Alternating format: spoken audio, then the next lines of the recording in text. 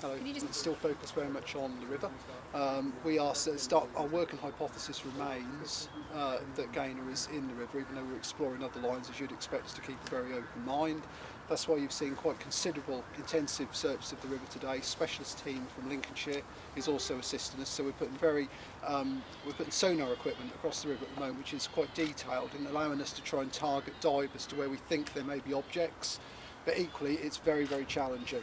The river is very, very full of water due to all the rain, full of lots of debris. The divers can see about 1 foot in front of them, so it's an extraordinarily challenging environment for them to work in. So it's slow, methodical at the moment, working with the equipment, and it will take probably a couple of days to get to a position where we're kind of content with what we've done. It may even be longer. What makes you so convinced that she's in the water? So at the moment we're looking, obviously, like I said, an open mind, so there's a number of lines of inquiry that we are pursuing, but at the moment everything that we know is pointing to a high probability that Gaynor went into the water, and that would be from the CCTV, from the very limited witnesses that we've got available to us at the moment, and other lines of inquiry that we're pursuing about Gaynor's behaviour in the lead up to her disappearance. So at the moment the river is a really key factor for us. Now, it's not to say that other specialist police teams aren't working on other lines of inquiry, because they are, but at the moment you're seeing that intensive effort around the searching of the water and the parks around and some of the other land around this area.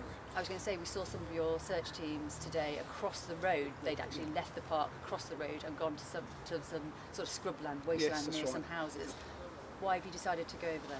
So the specialist search police teams are here. They're Norfolk Constabulary's own teams, and we're just being really, really thorough. So each day we look at what we've undertaken, and then there's certain areas that we would research again depending on what we might have found, and just want to be absolutely sure that we're missing nothing in terms of evidence. Not just for Gaynor herself, but any evidence that may have been dropped, lost, whatever. We just need to be sure that we've covered all the ground. You released some CCTV footage yesterday from Gaynor leaving work. You can see her on CCTV leaving work, and she looks like she's smiling. Yes. Then you see her going through various roads in Norwich city centre. Yeah. She looks like she's in a bit of a hurry. What is that CCTV telling you? There's also a half-hour period where you think she went into the cathedral grounds. So what is the CCTV telling you? At the moment, the CCTV is telling us that she left work and she made her way over a period of time to the river where she was seen. Nobody's seen her go into the river, nobody's seen her into the water, but we know that she ended up in the park. At the moment, there's nothing else that the CCTV is showing us about who she may have spoken to, any interactions she might have had. It is literally the journey that you've seen so far that we put out.